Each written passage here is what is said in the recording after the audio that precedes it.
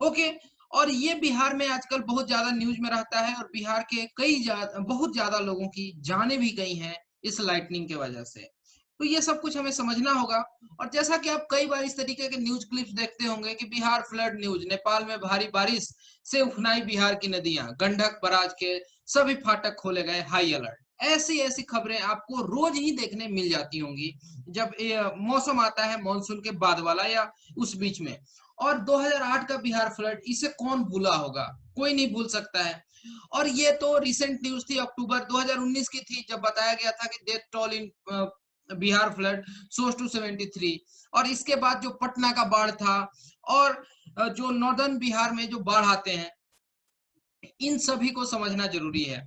तो देखिए, जो बिहार के फ्लड को आप दो हिस्सों में बांट के पढ़ सकते हैं, कैटेगराइज कर सकते हैं। एक को कहेंगे रिवराइन फ्लड, जो कि उत्तर बिहार में मेनली देखी जाती है, और एक अर्बन फ्लड। तो ये होता है अगर सही ढंग से अर्बन ड्रेनेज का मैनेजमेंट नहीं किया जाए, वहां पर वाटर फ्लो को मेंटेन ना किया जाए, तब ये अर्बन फ्लड की दिक्कतें होती हैं। और इसका रिसेंट एग्जांपल पटना का फ्लड है, जो पिछले साल काफी प्रोमिनेंट रहा था। और ये रिवनाइन फ्लड, ये अभी भी बिहार को अपने चपेटे में लिया है। इवन आसाम भी जो है पूरे तरीके से प्रभावित हो चुका है। और ये 2008 के बिहार फ्लड का क्लिपिंग है। ये देख के आपको लग रहा होगा कि ये कैसा क्षेत्र रहा होगा, और देखने से अभी के लिए ये समंदर लग रहा है। तो ये मैदानी भाग है जहां पर ये आपको हाई टेंशन वायर्स और ये यहाँ पोल नजर आ रहे हैं, लेकिन यहाँ सब कुछ जलमग्न हो चुका है। और ऐसी घटनाएं बिहार न जाने कितनी बार झेल चुका है। और एक बार आपको देखिए, ये इंडिया का डेटा है कि हर साल अगर आप देखें 1979 से 2017 तक किस तरीके से जाने गई हैं, यहाँ पर कुछ डिस्क्रिप्शन दिया गया है कि एक साल में बाढ़ के वजह से कितने लोग मारे जाते हैं, कितने मालगरू मवेशियों का जान जाता है। जैसे 2016 में 5000 से ज्यादा जानवर मारे गए थे। और ये 2007 की बात है जब 1200 से ज्यादा लोगों की जान चली गई थी इस फ्लड के वजह से। ऑल इंडिया में की बात हो रही है। फिर हम आ जाते हैं फ्लड इन बिहार। तो जो हमारा पहला टॉपिक होगा वो हिमालयन रिवर्स प्लस रेन, और जो दूसरा होगा रेन प्लस ह्यूमन एक्टिविटीज। तो ये जो है ना, ये जनरली आप देखें तो ये अर्बन फ्लडिंग को लाता है, कंट्रीब्यूट करता है। ओके। तो देखिए, जो बिहार में फ्लड है, तो यहाँ पर आप देखेंगे कि इम्बैंकमेंट्स जो है वो कई बार सही ढंग से फंक्शनल नहीं है। एक डिफोरेस्टेशन बहुत बड़ा फैक्टर है।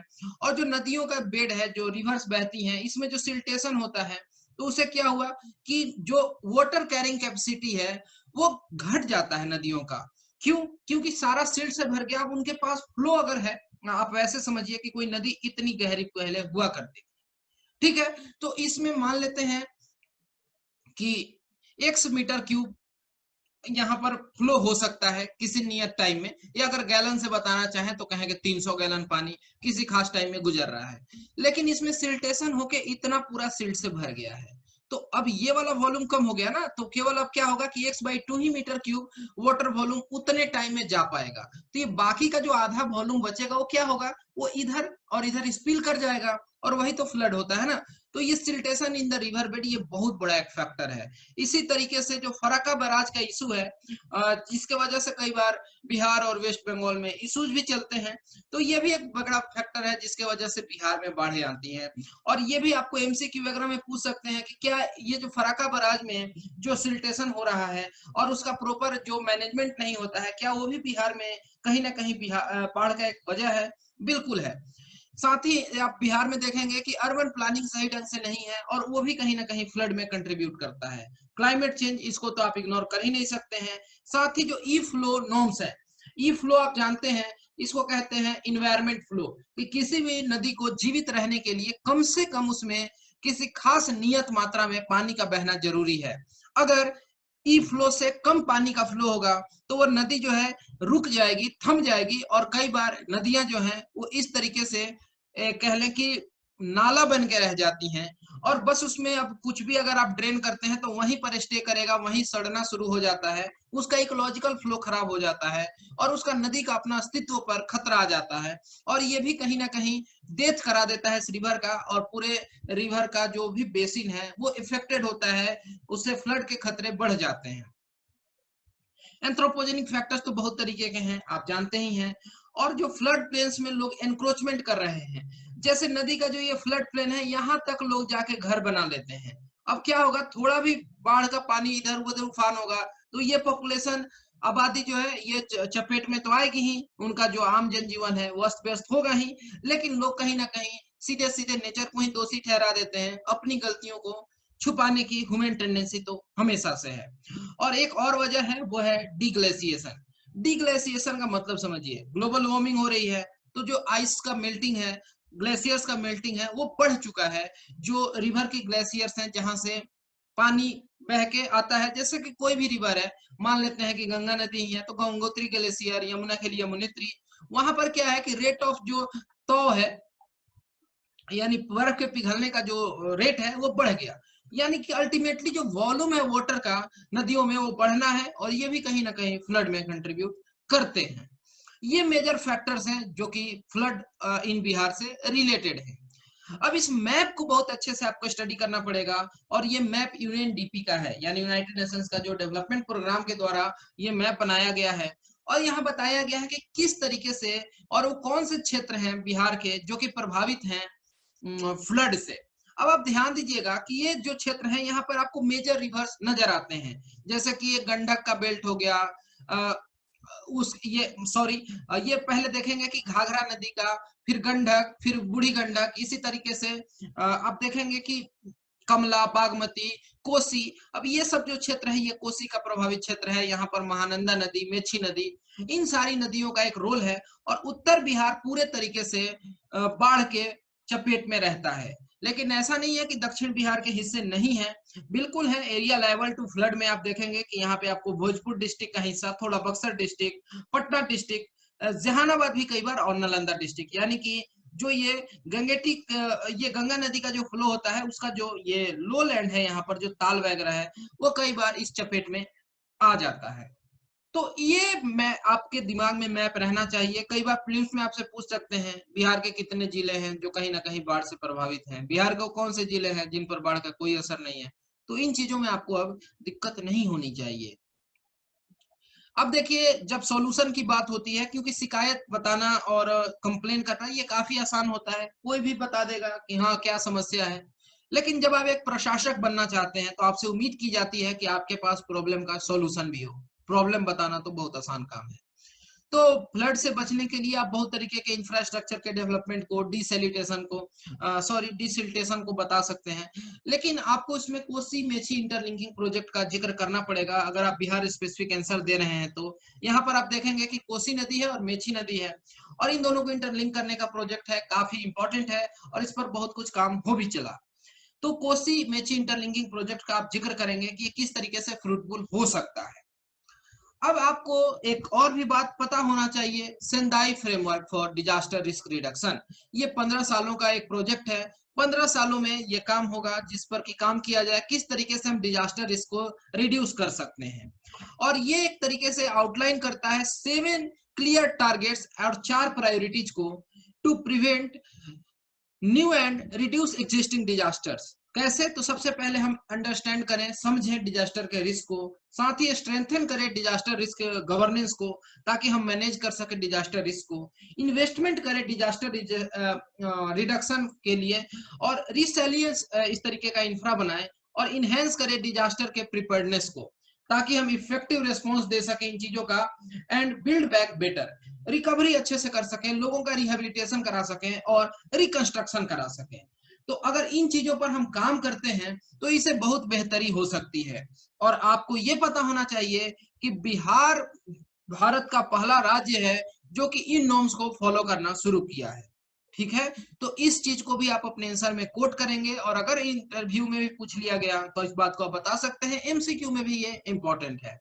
तो अब देखिए, यहाँ पर आप देखेंगे कि जो भी आप जब असेसमेंट करते हैं खुद के बारे में, बाढ़ के बारे में, तो आप इस तरीके से बता सकते हैं कि हम मेट्रोलॉजिकल फैक्टर्स में इशू है, क्लाइमेट चेंज की वजह से, हाइड्रोलॉजिकल फैक्टर्स हैं, अनप्लान्ड अर्बनाइजेशन है, अनऑथोराइज कॉलोनी, और जो एक्सेस कंस्ट्रक्शन हो रहे हैं म्युनिसिपैलिटी से बिना परमिशन लिए लोग कहीं भी घर बना देते हैं। जो पहले से रिवराइंस वगैरह हैं जो शहरों में बहती थी, छोटी छोटी नदियां, उनको भर के उस पर खूब अच्छे अच्छे बिल्डिंग्स कॉम्प्लेक्स बना दिए गए हैं। इवन अगर आप पटना की बात करें तो गंगा नदी में घुसकर बड़े बड़े कंस्ट्रक्शंस कर दिए गए। तो ये सारी चीजें हो रही हैं जो कह लें कि कन्वेंशनली जो लेक्स वगैरह हुआ करते थे शहरों में, उनको भर दिया गया है, डिस्ट्रक्शन हो गए हैं। और आप इसका एग्जांपल एक बैंगलोर का भी ले सकते हैं, किस तरीके से बैंगलोर का एक झील है, उसमें कई बार आग लग जाता है। यानी जो पानी का सोर्स होना चाहिए था, लेकिन आज क्या है, कचरा भर भर के लोग उसमें कई बार कार्बाइड वगैरह डाल देते हैं, और जब वो पानी से रिएक्ट करता है उसमें आग पकड़ लेता है। इसी तरीके से सॉलिड वेस्ट मैनेजमेंट का कोई बढ़िया सिस्टम नहीं डेवलप हुआ। और इवन नमामि गंगा वगैरह स्कीम तो अच्छा काम कर रही है, लेकिन फिर भी अप टू मार्क नहीं हुआ है, ये भी बात आप बता सकते हैं। और इरेस्पॉन्सिबल स्टेप्स कई बार लिए जाते हैं। ये सारे वो फैक्टर्स हैं, इनको आप एक साथ बता सकते हैं, पॉइंट आउट कर सकते हैं, पॉइंट वाइज मैनर में आप बता सकते हैं। कुछ ये क्लिप्स हैं बिहार की, और इससे आपको पता चलता है कि लोगों का किस तरीके से जल जीवन जो है अस्त व्यस्त। और आप इस तरीके से बता सकते हैं देख के इसको कि किस तरीके से लोगों का जन जीवन तबाह होकर रह जाता है, अस्त व्यस्त हो जाता है। अगर आप इंडियन सिनेरियो समझना चाहें, अब हम एक बड़े फ्रेम पर बात करें, तो मॉनसून के बारे में तो आप जानते ही हैं कि ये मॉनसून जो है ये अपने आप में ग्रेट एसेट है भारत के लिए, और कई बार ये एडवांटेज देते हैं हमारे कंट्री को। और जो भी बारिश पर ही टिकी हुई हमारी एग्रीकल्चर है, जो खरीफ की खेती है, मॉनसून पर ही है। लेकिन मॉनसून में बहुत तरीके की आप देखेंगे फ्लॉज है, कई बार ये अर्ली हो जाता है, कभी डिले हो जाता है, कई बार इतना ज्यादा बारिश हो जाए कि बाढ़ आ जाने हैं, कई बार सही टाइम पे नहीं आया तो सुखाड़ आ जाने हैं। लेकिन आप देखेंगे कि ये जो लेआउट सही ढंग से जो नहीं किया गया अर्बन ड्रेनेज का, तो ये मानसून की जो बारिश है कई बार शहरों को डुबो देती है। ठीक है, और यहाँ पर रोड रेलवे सब कुछ तबाह हो जाता है। ठीक, तो ये जो क्राइसिस है इससे निपटना चाहिए, सही ढंग से अर्बन प्लानिंग होनी चाहिए। और जो बढ़िया प्लान्ड शहर हैं, जैसे कि चंडीगढ़ हो गया, या फिर बोकारो का कुछ हिस्सा है, या जो नए टाउनशिप डेवलप हो रहे हैं, उनमें सही स्टेप्स लेने चाहिए, थोड़ा खर्च ज्यादा करके। और म्युनिसिपैलिटी के परमिशन के बिना जो अवैध कंस्ट्रक्शन हो रहे हैं उन पर पूरे तरीके से रोक लगना चाहिए। अब देखिए यहाँ पर जो स्ट्रॉन्ग वाटर रन ऑफ होता है, ये historically been addressed by way of engineered systems with a standard technique being drain channel convenience. तो ये सब कुछ ठीक है, लेकिन आप देखेंगे कि बहुत सारी जो टेक्नोलॉजीज हैं वो ऑब्सोलेट हो चुके हैं। जो पुराने पुराने ड्रेनेज हैं वो सही ढंग से पानी को खींच नहीं पाते हैं। और इसका रिसेंट एग्जांपल मुंबई है। मुंबई इतना बड़ा शहर है, दुनिया में इतना रिकॉग्नाइजेशन है, इतना कंट्रीब्यूट करता है भारत की इकोनॉमी को, भारत का कह लें कि ये फाइनेंशियल कैपिटल भी है। लेकिन फिर भी थोड़ी बारिश हो जाए, 1 घंटे सवा घंटे, तो शहर जलमग्न हो जाता है। यानी कहीं ना कहीं जो वहां का इंजीनियर ड्रेनेज सिस्टम है उसमें कमी है, खामियां हैं। ठीक है, drains as convenience sells more water to a specific discharge point through a drains on roads। अब जो ड्रेनेज चैनल कन्वीनियंस सिस्टम्स है, अनफॉर्चुनेटली अगर देखें तो ये सिंगुलर है फंक्शन में, और ये किसी तरीके का एडिशनल इकोलॉजिकल बेनिफिट भी नहीं प्रोवाइड करते हैं।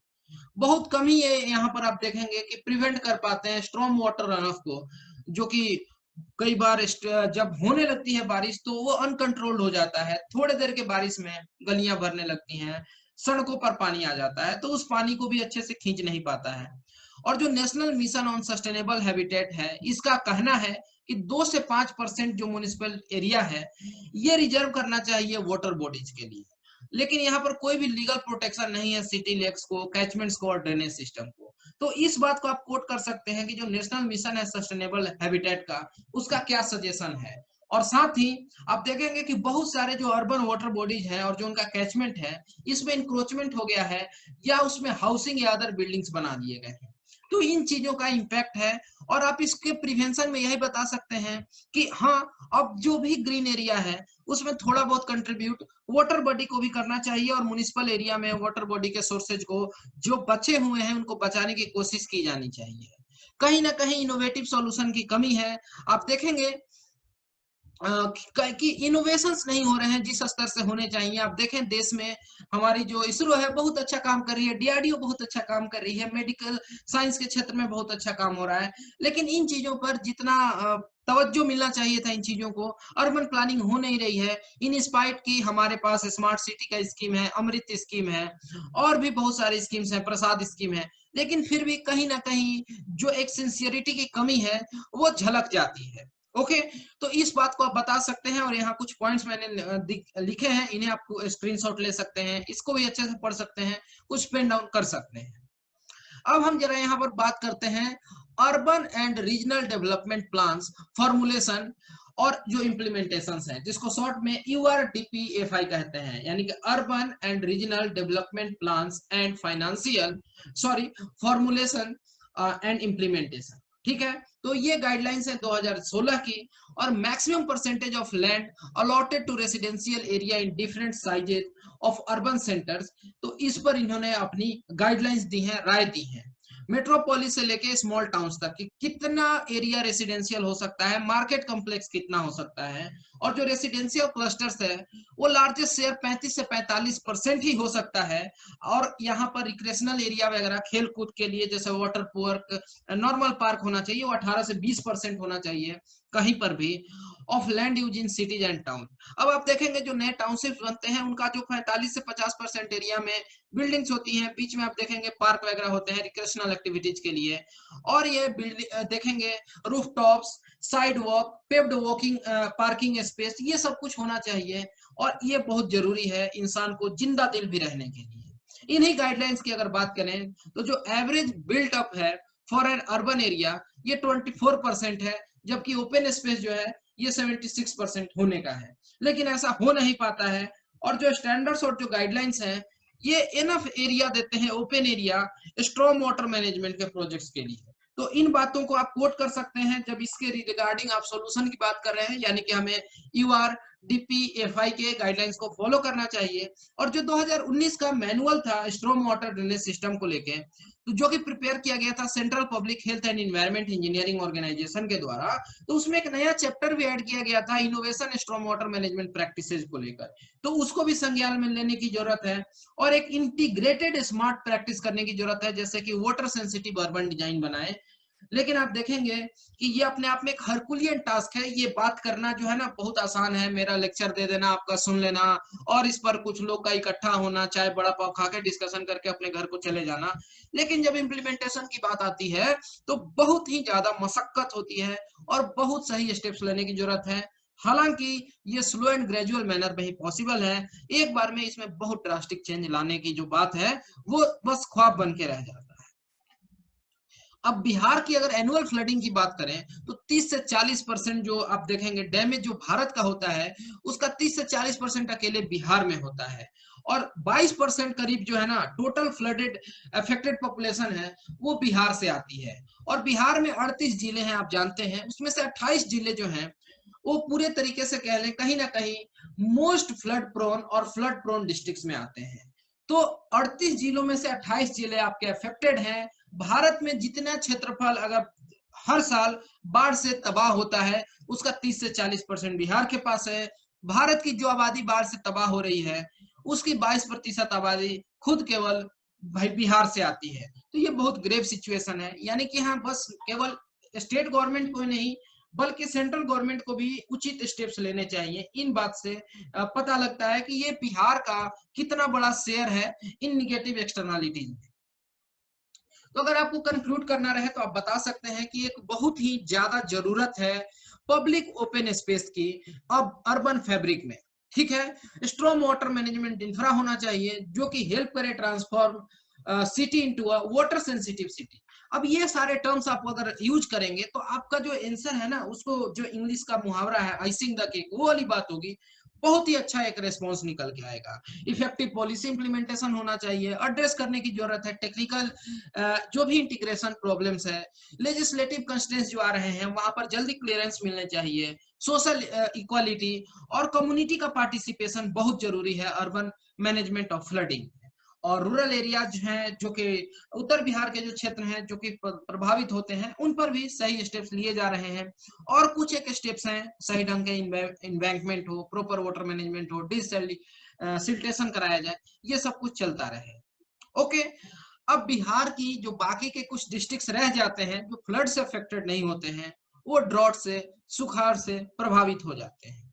अब ड्रॉट का मतलब समझते हैं, ये बड़ा ही सिंपल अगर शब्दों में समझना चाहें इसका तो शाब्दिक अर्थ होगा absence of water for a long period of time. ये सुखाड़ हो गया, यानी बहुत लंबे समय तक अगर कहीं पर पानी की उपलब्धता नहीं है, where it is considered abnormal as compared to its usual conditions। ऐसा नहीं है कि वहां पर पानी कभी नहीं रहता है, बल्कि कुछ खास समय से देखा जा रहा है, एक लंबे समय से पानी की अवेलेबिलिटी नहीं है वहां पर, जबकि हिस्टोरिकली यहाँ पानी हुआ करता है। अब जो डिस्ट्रीब्यूशन है वाटर का अर्थ सरफेस पर, ये इवन तो नहीं है। आप देखते हैं कहीं पर ये समंदर है, कहीं महासागर है और कहीं डेजर्ट्स भी हैं, तो अनइवन है। और कुछ जगहों पर आप देखेंगे फ्रेश वाटर के सोर्सेज हैं, जैसे कि रिवर्स आपको नजर आते हैं, लेक्स हैं, लगून है, पॉन्ड है और भी बहुत कुछ है। और ये कंटिन्यूसली जो है रिप्लेनिश की जा रही है बाय रेनफॉल और वाटर फ्रॉम अंडरग्राउंड। तो ये सब कुछ एक चलते आ रही प्रोसेस है, और लोग जो भी फ्रेश वाटर के सोर्सेज हैं अब उनको डिमीन कर रहे हैं। जो पहले एक रेलेवेंस था, उनकी पूजा की जाती थी, और पूजा करने का मतलब ये नहीं होता है आरती दिखाना, बल्कि मन में उसके लिए रेस्पेक्ट होना, उसको डिग्रेड होने से बचाना। और अब वो चीजें खत्म हो रही हैं समय के साथ। अब कई बार आपने देखा होगा कि कुछ ऐसे क्षेत्र होते हैं, बारिश हुई तो अच्छी बात है, लेकिन अगर कुछ हफ्तों तक बारिश नहीं होती है, मतलब मानसून के मौसम में, बरसात के टाइम में, तो जो लोग हैं या जो एनिमल्स हैं या जो प्लांट्स हैं वहां पर, वहां ड्राइनेस एक्सपीरियंस करने लगते हैं, और यही ड्रॉट कहलाता है। अब ड्रॉट जो है इसको डिफाइन कर सकते हैं, a relatively long time where there is no enough water than there usually is. अब देखिए ये जो ड्रॉट है उसकी वजह क्या है, तो यही कहेंगे ड्राई वेदर। अगर एक लाइन में बताना हो तो आप ड्राई वेदर कहेंगे, जो कि बहुत इंपॉर्टेंट है, जानना चाहिए। ठीक है। अब ये जो ड्रॉट्स हैं become an issue only when it begins to affect water supply for irrigation, municipal, industrial, energy and ecosystem functions. और जो सीवियर ड्रॉट्स भी कई बार एक्सपीरियंस किए जाते हैं, उनके बहुत सीरियस कंसिक्वेंसेज होते हैं। अब अगर ड्रॉट्स को पढ़ना है और यूपीएससी के सिलेबस के हिसाब से भी अगर आप पढ़ना चाहें, तो ड्रॉट्स को 3 भाग में क्लासिफाई करते हैं। एक कहलाता है मेट्रोलॉजिकल ड्रॉट, एक होता है एग्रीकल्चरल ड्रॉट और एक होता है हाइड्रोलॉजिकल ड्रॉट। सबसे पहले हम जरा देख लेते हैं मेट्रोलॉजिकल ड्रॉट। ठीक है।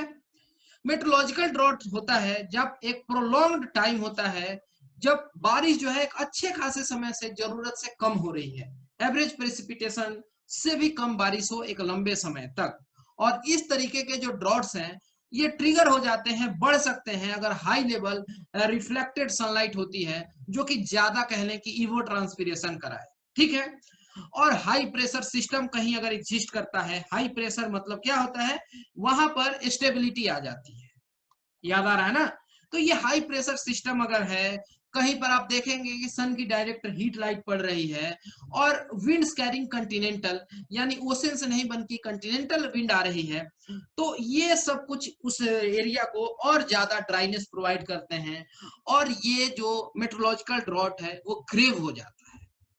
अब जो दूसरा ड्रॉट है उसको एग्रीकल्चरल ड्रॉट ड्रॉट कहते हैं, और ये अफेक्ट करता है क्रॉप के प्रोडक्शन को या इकोलॉजी के उस नियत रेंज की अगर बात करें तो। ठीक है। तो यहाँ पर कहीं ना कहीं अगर आप बात करें, ध्यान दें, तो यहाँ पर आपको दिखेगा कि ये थोड़े अलग होते हैं, और ये जरूरी नहीं है कि ये प्रेसिपिटेशन की वजह से ही इस तरीके का सिचुएशन डेवलप हो। ठीक है। ये हो सकता है जब आइदर इंक्रीज्ड इरिगेशन या soil condition and erosion triggered by poorly plan agricultural activities. और यहाँ पर एक पानी की कमी आ जाती है, यानी इरिगेशन के लिए अगर पानी कम है और पर्याप्त अगर मिट्टी में, खेत में पानी नहीं है, और वो कहीं ना कहीं सॉइल के क्रॉप्स जो लगे हुए हैं उनको अफेक्ट करे, तो ये एग्रीकल्चरल ड्रॉट्स हुआ। और एक होता है हाइड्रोलॉजिकल ड्रॉट। जब आप देखेंगे कि जो वाटर रिजर्व्स हैं जो अवेलेबल हैं, जैसे कि एक्वीफर्स हो गए, लेक्स हो गए, या फिर जो रिजर्वायर्स हैं, ये कहीं ना कहीं अपनी जो थ्रेशोल्ड है वाटर की, जो उनमें थ्रेशोल्ड कैपेसिटी होती है, उसे वो नीचे जा रहे हैं। और हाइड्रोलॉजिकल ड्रॉट्स जो है tend to show up more slowly because it involves stored water that is used but not replenished। तो ये एक बात है कि यहाँ पर आप देखेंगे कि जो एक्वीफर्स वगैरह है पहले रिचार्ज हुआ करते थे, तो इस तरीके के हाइड्रोलॉजिकल ड्रॉट्स वाली इश्यूज नहीं आती थी, लेकिन आजकल ये भी बहुत ज्यादा प्रोमिनेंट हो गए हैं। और जिस तरीके के एग्रीकल्चरल ड्रॉट्स जो है, ये आप देखेंगे जिस तरीके से एग्रीकल्चरल ड्रॉट ट्रिगर किया जा सकता है अगर बारिश की कमी आ जाती है, तो इसी तरीके से ये हाइड्रोलॉजिकल ड्रॉट। क्यों? क्योंकि अगर आप रेन वाटर होता है तो कई बार रेन वाटर हार्वेस्टिंग करके इक्विफर्स को चार्ज कर दिया जाता है, जो कि बारिश की उपलब्धता नहीं होने की वजह से कहीं ना कहीं बढ़ जाती है। यानी मेट्रोलॉजिकल ड्रॉट और एग्रीकल्चरल ड्रॉट और हाइड्रोलॉजिकल ड्रॉट तीनों कहीं ना कहीं एक दूसरे से इंटरकनेक्टेड हैं, ये आप समझ गए। रेनफॉल एक सबसे बड़ा फैक्टर है जब बात की जाती है ड्रॉट की तो। और जिस तरीके के क्लाइमेट चेंज के इम्पैक्ट हो रहे हैं नेचुरल रिसोर्सेज के ऊपर, और किस तरीके से एक आप देखेंगे कि ऑल्टर आ रहे हैं पैटर्न जो भी है प्रेसिपिटेशन के दुनिया भर में, तो ये जो इंडिया का रीजन है वो भी प्रभावित होता है। और बिहार जैसे राज्य जो कि एक तरीके से एग्रेरियन सोसाइटी है, एग्रेरियन स्टेट है, यहाँ पर आप देखेंगे कि इनसफिशियंट या एक्सेस रेनफॉल जो है वो ड्रॉट या फ्लड लाइक सिचुएशन ला देता है। और फ्लड के बारे में तो हमने पहले ही चर्चा कर लिया, अब ड्रॉट की बात कर रहे हैं। और वो इवन डीएपी वाला मैप याद करिए जो मैंने आपको शुरू में दिखाया था, उसमें कुछ रीजन थे जो कि फ्लड अफेक्टेड थे, 28 जिले, जो बाकी के जिले थे वो ड्रॉट की मार झेलते हैं। ठीक है, अब देखिए 2018-19 की ही बात कर लें तो बिहार में एनुअल रेनफॉल जो है वो रहा 780 mm, जो कि कम है, लेसर है। जो लॉन्ग टर्म एवरेज है जो कि 987.2 mm का एवरेज है, उससे ये कम रहा। और 2018-19 की बात करें तो करीब 88.5% जो बिहार का रेनफॉल है वो हुआ साउथ वेस्ट मानसून के वजह से 4 महीनों में, जून से सितंबर तक। जबकि बाकी का जो 11.6% जो रेनफॉल है वो हुआ हॉट वेदर रेन के वजह से और नॉर्थ वेस्ट रेन के वजह से। ठीक है, और ये जो राज्य है यानी बिहार, यहाँ पर अनप्रेसिडेंटेड रेनफॉल हुआ 968 mm का। ठीक है, ये कब की बात हो रही है? 2019-20 में, जो कि बहुत ज्यादा है अगर आप तुलना करें जो एक लॉन्ग रन एवरेज है 839 mm का। तो यहाँ पर आपको डिफरेंस समझ में आना चाहिए कि ओवरऑल और एक मॉनसून का हम एवरेज निकालते हैं, और ओवरऑल बारिश की तो ये बात हो गई एवरेज, और ये मॉनसून का एवरेज है, लेकिन कहीं ना कहीं उससे ज्यादा मॉनसून में बारिश हो गई। तो आप देखेंगे इस तरीके से जो एनुअल रेनफॉल जो बिहार मिलता है, जो बिहार को, ये वेरी करता है 677 mm से लेके 1506 mm तक 2007 में। इसी का असर रहा, बाढ़ वगैरह बहुत ज्यादा आए थे उस समय। और ये जो वेरिएशन है ये इतना आप में अपने आप में इतना अधिक है, एक क्षेत्र जो है जल मग्न होता है और दूसरे में त्रासदी आई रहती है बारिश की कमी के वजह से।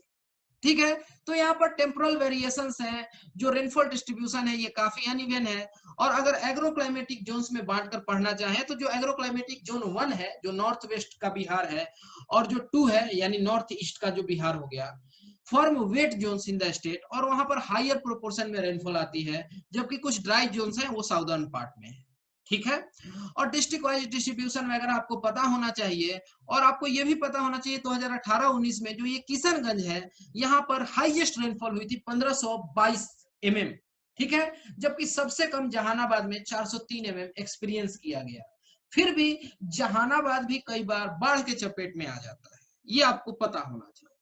जो 38 डिस्ट्रिक्ट्स हैं, 15 डिस्ट्रिक्ट्स ने एवरेज से ज्यादा रेनफॉल एक्सपीरियंस किया और बाकी के डिस्ट्रिक्ट्स इससे कम।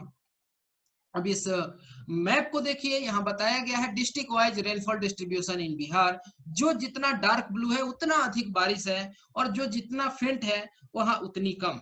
तो ये किशनगंज डिस्ट्रिक्ट देख लीजिए, और ये जहानाबाद। और जरा जियोग्राफी समझने की कोशिश करिएगा कि किसी खास क्षेत्र में बारिश ज्यादा क्यों हो रही है, कहीं कम क्यों है। जरा इसको कनेक्ट करते जाइएगा ईस्ट से वेस्ट तरफ मूवमेंट को, और हर एक चीज को आपको समझना पड़ेगा। पहाड़ का कहीं प्रेजेंस है तो क्या उसका भी इम्पैक्ट है, सब कुछ सोचिएगा जरा। अब यहाँ पर स्टेटस दी गई है बिहार के रिवर्स की, तो बस मैंने आपको ये लिस्ट दे दिया आपको ये समझने के लिए कि आप समझ सके कि बिहार में कौन कौन सी सदा नीरा नित्य वाहिनी नदियां हैं, और कौन कौन सी यहाँ पर सीजनल या बरसाती नदियां हैं। ठीक है, तो एक बार को इस लिस्ट को देख लीजिएगा, और कौन नदी कहाँ से निकलती है ये भी जान लीजिएगा। और देखिए ये जो सोर्स है मैंने गवर्नमेंट का उठाया है, जो इकोनॉमिक सर्वे है, और उसमें सोन नदी को जो कि अमरकंटक मध्य प्रदेश से निकलती है उसको पेरेनियल रिवर बताया गया है। तो ये भी बहुत इंपॉर्टेंट है, आपको ये पता होना चाहिए। अब चलिए हम बात कर लेते हैं बिहार के हजार्ड प्रोफाइलिंग की। प्रोफाइल होना बहुत जरूरी है, प्रोफाइलिंग होनी चाहिए। जो मल्टी डिजास्टर प्रोन स्टेट है बिहार का, एक मल्टी डिसिप्लिनरी अप्रोच लेने की जरूरत है जो इन डिजास्टर से लड़ सके, ठीक है।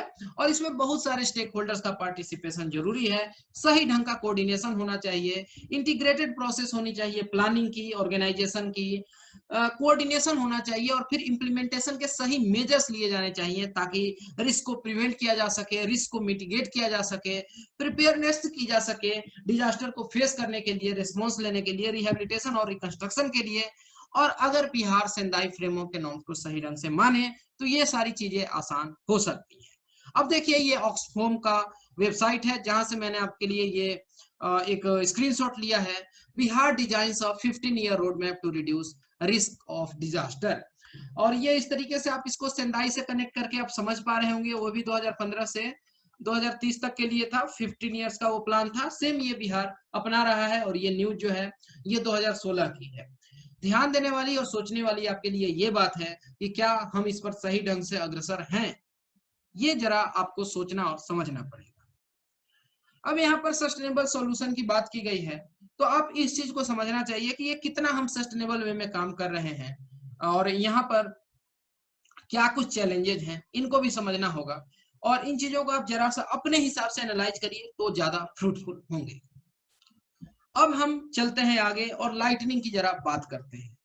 ये कुछ एक न्यूज़पेपर के क्लिप्स देखिए, तो इससे पता चलता है कि ये समस्या पुरानी भी थी लेकिन आजकल बहुत ज्यादा जाने जा रही है इस लाइटनिंग के वजह से, लाइटनिंग स्ट्राइक से। जहां यहाँ बताया गया है कि बिहार में 83 जाने चली गई, यहाँ बताया गया है कि 34 जाने गई, यहाँ बताया गया है 57, 10 लोग झारखंड में मारे गए, और इस तरीके से 12 लोग बिहार में। ये अलग अलग तिथियों में इस तरीके से जाने गई हैं, तो सिचुएशन काफी ग्रेव है, इस पर भी जरा निगाह होना चाहिए। ओके, तो देखिए आपके लिए दो सवाल यहाँ पर हैं कि लाइटनिंग की वजह क्या है, और ये साउंड कहाँ से प्रोड्यूस होता है, साउंड ऑफ थंडर क्या होता है। तो देखिए ये अपने आप में एक बहुत इंटरेस्टिंग फेनोमेना है। अभी तक साइंटिफिक कम्युनिटी को, साइंटिस्ट को सब कुछ इसके बारे में नहीं पता है, लेकिन जो कुछ भी पता है, जो उन्होंने बताया है, उन चीजों को हमें जानना चाहिए। तो लाइटनिंग जो है अपने आप में ये बिजली का करंट है, इलेक्ट्रिक करंट है। To make this electric current आपको पहले क्लाउड का होना जरूरी है। जब ये जो भूमि है हमारी गर्म होती है, और देखेंगे कि इसके ऊपर का जो एयर है वो भी हीटेड होने लगता है, और जो ये वार्म एयर है क्योंकि उसके जो चार्ज पार्टिकल्स हो जाते हैं वो एक दूसरे से टकराने लगते हैं, तो डेंसिटी क्या है, कम हो जाती है, वो दूर चले जाते हैं, उनका वॉल्यूम बढ़ जाता है, तो डेंसिटी कम हो जाती है और वो ऊपर उठने लगते हैं। जब ये ऊपर उठते हैं, एयर राइज होता है, तो जो वाटर वेपर है इसमें, जो ये एयर पैकेट में, एयर मास में वाटर वेपर प्रेजेंट है, वो ठंडा होने लगता है, और इस तरीके से बादल का निर्माण होता है। जब एक एयर है जो कि और ऊपर उठने लगता है, तो जो क्लाउड है वो बिगर और बिगर और बड़ा होने लगता है, और आप देखेंगे कि सबसे ऊपर के लेयर में जो क्लाउड है, क्लाउड के ऊपर लेयर में टेम्परेचर जो है वो फ्रीजिंग पॉइंट के भी नीचे चला जाता है, और जो ये वाटर वेपर है अब तक वो आइस बन चुका होता है। अब ये जो क्लाउड है एक तरीके से थंडर क्लाउड बन गया। अब यहाँ पर आप देखेंगे कि छोटे छोटे उसमें क्लाउड में बहुत सारे आइस के टुकड़े होते हैं, और इस तरीके से देखेंगे कि वो मूवमेंट करते हैं, और उनमें जब कोलिजन होता है तो वो एक तरीके से इलेक्ट्रिक चार्ज तैयार कर लेते हैं, और इवेंचुअली ये जो होल क्लाउड है ये इलेक्ट्रिक चार्ज से भर जाता है। Lighter positively charge particles form the top of the cloud. ये पता होना चाहिए कि क्लाउड है तो जो उसका टॉप लेयर है वो पॉजिटिवली चार्ज होता है, जबकि हैवी और निगेटिवली चार्ज पार्टिकल जो है वो बॉटम में होते हैं क्लाउड के। और इस तरीके से जो पॉजिटिव और निगेटिव जो चार्जेज हैं, जब वो बहुत ज्यादा ग्रोथ कर जाते हैं तो इनके बीच का जो एयर बैरियर है वो उसको तोड़ देते हैं। देखेंगे कि एक जेट स्पार्क होता है, लाइटनिंग होती है, दो चार्ज जब डिस्चार्ज होता है, और एक तरीके से ये स्टैटिक इलेक्ट्रिसिटी स्पार्क करता है, और ये काफी ग्रेव हो जाता है कई बार। इलेक्ट्रोस्टैटिक आपने स्कूल में पढ़ा होगा, इलेक्ट्रोस्टैटिक मतलब चार्जेज एट रेस्ट इसको कहते हैं, ठीक है। तो चार्जेज एट रेस्ट है इलेक्ट्रोस्टैटिक, और यहाँ आपको देख रहे हैं कि ये पॉजिटिवली या निगेटिवली चार्ज पार्टिकल है, ये इस तरीके से, और दोनों में किस तरीके से लाइटनिंग डिस्चार्ज हो रहा है। या ये पेपर और कंघी वाला एक्सपेरिमेंट आपने जरूर ही बचपन में किया होगा। तो इसी तरीके से ये क्लाउड्स हैं, जो बीच का इनका ये एयर का मीडियम होता है वो उसको तोड़ देते हैं। अब आप समझने की कोशिश करिए, ये पॉजिटिवली चार्ज है, ये निगेटिवली चार्ज है, तो ये आपस में भी ये ब्रेक डाउन हो सकता है या दूसरे क्लाउड के साथ ही देखिएगा कि ये जो जमीन है ये पॉजिटिवली चार्ज है और ये जो डेंसर हैवियर पार्ट है क्लाउड का नेगेटिवली चार्ज, तो ये बीच का जो एयर है ये ब्रेक कर जाता है, इंसुलेशन इसका खत्म हो जाता है और डायरेक्ट ऐसे बिजली गिरती है, लोगों के जान चले जाते हैं। यही मैकेनिज्म है, ये पता होना चाहिए। अब इनको आप 3 कैटेगरी में बांट सकते हैं। एक इंट्रा क्लाउड, यानी एक ही क्लाउड के अंदर में इस तरीके का फेनोमेना हो जाए। एक कहलाता है क्लाउड टू क्लाउड, जैसा कि ये देखिए ये इंट्रा क्लाउड होगा, ये क्लाउड टू क्लाउड होगा, और जो तीसरा है उसको कहते हैं क्लाउड टू ग्राउंड, सीजी। वो ये वाली चीज हो गई या ये वाली चीज हो गई। तीनों में डिफरेंस समझ गए। और जब ये तीनों आप समझ जाते हैं तो यही स्ट्राइक करते हैं। और आपको ये पता होना चाहिए कि जो सीजी है इससे सबसे ज्यादा जाने जाती हैं। पूरा जो मैकेनिज्म है मैंने आपको समझा दिया है। अब इससे ज्यादा मैकेनिज्म के बारे में आपको नहीं जानना है। यहाँ पर कुछ मैं स्टेटमेंट्स कोट कर रहा हूँ। आनंद शंकर जी हैं जो कि मेट्रोलॉजिस्ट हैं, पटना सेंटर जो है आईएमडी का उसके, और उन्होंने कहा था after studying the current weather patterns we have found that recent events are occurring due to Madden Julian oscillation phenomena. और इस तरीके से यहाँ सवाल आ जाता है कि ये मैडन जूलियन ऑक्सीलेशन फेनोमेना क्या है जिसकी वजह से बिहार में जाने जा रही है। तो एमजेओ जो है, एमजेओ यानी मैडन जूलियन ऑक्सीलेशन, ये एक ओशनिक और एटमॉस्फेरिक फेनोमेना है। और यहाँ आप देखेंगे एक मेजर इंपैक्ट है इसका वेदर पैटर्न्स पर ट्रॉपिकल रीजन्स में। अब ये पैसिफिक ओशन से भी रिलेटेड है। और ये जो ऑक्सीलेशन है देखेंगे causes a kind of fluctuation in atmosphere, जहां पर कि 40 से 50 डिग्री नॉर्थ लैटिट्यूड तक अगर बात करें नॉर्दर्न हेमिस्फीयर में, ये ऑक्सीलेशन आपको नजर आता है। और आप देख पा रहे हैं कि यहाँ पर इंडोनेशिया साउदर्न ईस्ट सी दिखाया गया है, ये वेस्टर्न पैसिफिक है, ईस्टर्न पैसिफिक है, ये साउथ अमेरिका है। यानी ये पूरा जो रीजन है वो मैडन जूलियन ऑक्सीलेशन के इन्फ्लुएंस में होता है, यानी ट्रॉपिकल पैसिफिक ओशन से ये रिलेटेड फेनोमेना है। ये क्रॉस सेक्शन दिखाया जा रहा है इक्वेटर के अलोंग। और एमजेओ को डिस्क्राइब करते हैं प्रधान पार्थ सारथी, जो कि प्रोफेसर है department of environment sciences, centre of university south Bihar में। उनका कहना है कि ये जो वेस्टर्न डिस्टर्बेंसेज हैं arrive through north western region और ये पास होते हैं over the forest of Assam, और ये कहलाता है मैडन जूलियन ऑक्सीलेशन। और अगर बात करें weather data of last 100 years, ये दिखाते हैं कि बिहार ने एक्सपीरियंस किया है 4 से 5 वेस्टर्न डिस्टर्बेंसेज अप्रैल में, लेकिन इस साल ज्यादा ही डिस्टर्बेंसेज हैं than the average have formed in April, which is a new phenomena for Bihar. अब आपको एमजेओ जो है अच्छे से समझ लेना होगा। जो आपकी स्टडी आईक्यू की कोर्स है इसमें आपको जाएंगे तो ज्योग्राफी वाले सेक्शन में एमजेओ वगैरह डिस्क्राइब मिल जाएगा, और अगर नहीं है तो आप कमेंट सेक्शन में कह सकते हैं तो मेरे तक इंफॉर्मेशन आएगी और एमजेओ के ऊपर मैं एक सेपरेट वीडियो भी बना दूंगा आपके लिए।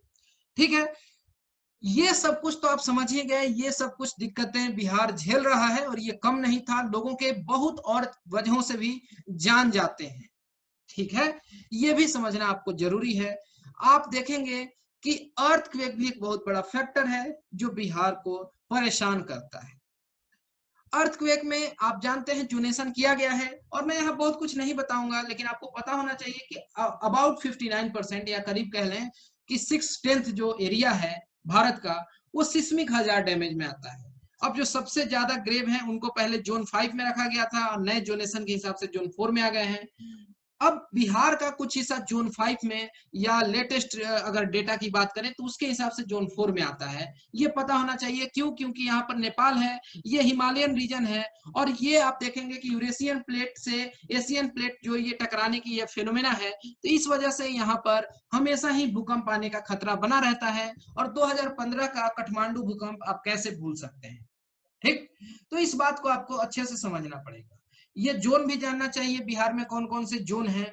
तो अगर नए वाले रिवाइज जोन की बात करें तो बिहार को आप जोन 4, जोन 3 और जोन 2 में रखते हैं। इसी तरीके से पुराने के हिसाब से 5, 4 और 3 जोन में बिहार पड़ता है। तो जरा आपको आइडिया होना चाहिए कितनी जाने जाती हैं हर साल इंडिया में, दुनिया भर में जाने जाती हैं अर्थक्वेक के वजह से।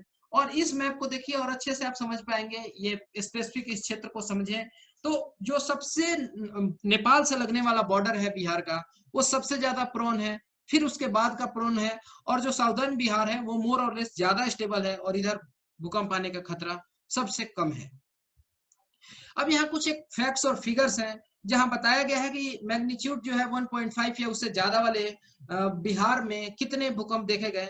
तो पिछले 365 दिनों में ऐसे 9 भूकंप आए हैं, और जो लार्जेस्ट रहा था वो नेपाल क्षेत्र के वजह से था, जो ईस्टर्न रीजन है वहां पे 5.7 का भी भूकंप आया था, इंटेंसिटी का इसी साल आया था। तो उसने बिहार को कहीं ना कहीं प्रभावित किया था। अब ये एक वेबसाइट का मैंने क्लिप उठा लिया है, जहां ये बताया गया है कि किस तरीके से भूकंप आते रहते हैं और किस क्षेत्र को प्रभावित कर रहे हैं और उसका क्या असर बिहार में पड़ता है, तो उसको आप समझ सकते हैं। यहाँ पर पूरी लिस्ट दी गई है। हालांकि इन चीजों को कभी लेकर बैठ नहीं जाइएगा याद करने, ये बस आपको समझाने के लिए है कि ये जोन कितना वल्नरेबल है। अब बिहार जो है ये लोकेटेड है एक हाई सिस्मिक जोन में, जो कि बाउंड्री पर आता है टेक्टोनिक प्लेट्स के, Himalayan tectonic plate, Bihar Nepal border. अब 6 जो सब सरफेस फॉल्ट लाइंस हैं, जो कि मूव करते हैं towards the Gangetic planes in 4 directions. अब इन चीजों को उतना नहीं जानना है, लेकिन हाँ आप ये कह सकते हैं कि जो मेजर हिस्सा है बिहार का, उसको सिस्मिक जोन 4 और 5 में रखा गया है, यानी पुराने वाले जोनेशन के हिसाब से। और ये है वल्नरेबिलिटी एटलस ऑफ इंडिया, और इसके हिसाब से as having high earthquake vulnerability with the potential to cause very high degree of devastation, ये कहना है बिहार के संदर्भ में। अब बिहार का ये जो स्टेट डिजास्टर मैनेजमेंट अथॉरिटी है, उसका कहना है कि 15.2% जो टोटल बिहार का एरिया है वो जोन 5 में आता है, 63.7 जो आता है जोन 4 में आता है। 38 जिले हैं राज्य में, उसमें से 8 डिस्ट्रिक्ट हैं जोन 5 में, 24 डिस्ट्रिक्ट हैं जोन 4 में, और 6 हैं जोन 3 में। अब ये डेटा आपको याद रखना चाहिए प्रीलिम्स के हिसाब से। और कुछ एक डिस्ट्रिक्ट हैं, या कह लें कि मोस्ट डिस्ट्रिक्ट जो हैं वो मल्टी सिस्मिक जोन में आते हैं, ये आपको पता होना चाहिए। बिहार कई बार वर्स्ट हिट रहा है, उसका एक एग्जांपल 1934 का अर्थक्वेक है, जहां पर 10,000 से ज्यादा लोगों ने जाने गंवाई थी। और फिर 1988 का अर्थक्वेक, ये अपने अपने पेरेंट्स से इसका एक्सपीरियंस भी पूछ सकते हैं। अदर हजार्ड्स जो है बिहार से रिलेटेड, आप देखेंगे कि कोल्ड और हीट वेव्स का असर है, जाने जाती हैं इससे भी बहुत ज्यादा। साइक्लोनिक स्टॉर्म्स वगैरह आते हैं, कुछ ह्यूमन इंड्यूस्ड हजार्ड्स हैं, जैसे आग लग जाना, महामारी का फैल जाना, रोड या पोर्ट एक्सीडेंट्स, या और भी बहुत कुछ ऐसा होते रहता है। जो आग वगैरह लगने की घटना है, ये देखेंगे कि लोकल होती है नेचर में, लेकिन कई बार ये सीवियर इंपैक्ट डाल देता है, गांव के गांव जल जाते हैं। और सिंस मेजोरिटी ऑफ कच्चा हाउस जो है, उनके जो छत होते हैं वो घास फूस पुआल परेली के बने होते हैं, और वुडन स्ट्रक्चर होता है, तो गर्मियों में अगर खाना वाना बनाते समय ही आंधी आई, हवा तेज चला, और एक बार को अगर ये आग पकड़ लेता है, तो पूरा का पूरा जो उनका ट्रेडिशनल स्टोव से के वजह से पूरे क्षेत्र को जला देता है। तो यहाँ पर ट्रेडिशनल स्टोव का सॉल्यूशन क्या है, तो प्रधानमंत्री जी का जो उज्ज्वला स्कीम है, उसकी आप कह लें कि उसके रिस्पॉन्स को देखते हुए बता सकते हैं कि क्या जब से ये उज्ज्वला स्कीम आई है तो ट्रेडिशनल स्टोव्स का कम यूज हुआ है, तो बिहार में क्या आग लगी की घटना कम हो गई है। जरा आपको इस तरीके के स्टडी और अपने मन में थोड़ा आकलन भी करते रहना चाहिए। तो कुछ इनिशिएटिव जो लिए गए हैं बिहार के स्टेट डिजास्टर मैनेजमेंट अथॉरिटी के द्वारा towards making disaster resilient Bihar, तो इसको आपको समझना पड़ेगा कि आप बिहार जो राज्य है वो एक मल्टी हजार्ड प्रोन स्टेट है, ये बात तो तय है। और यहाँ पर आप देखेंगे कि कई सारे स्टेप्स लिए जा रहे हैं, प्रिपेयर्डनेस, प्रिवेंशन एंड मिटिगेशन, इन्हीं चीजों पर काम किया जा रहा है। तो आपको समझना पड़ेगा कि स्ट्रक्चरल और नॉन स्ट्रक्चरल स्ट्रेंथनिंग की जरूरत है, और ये सब कुछ हो रहा है।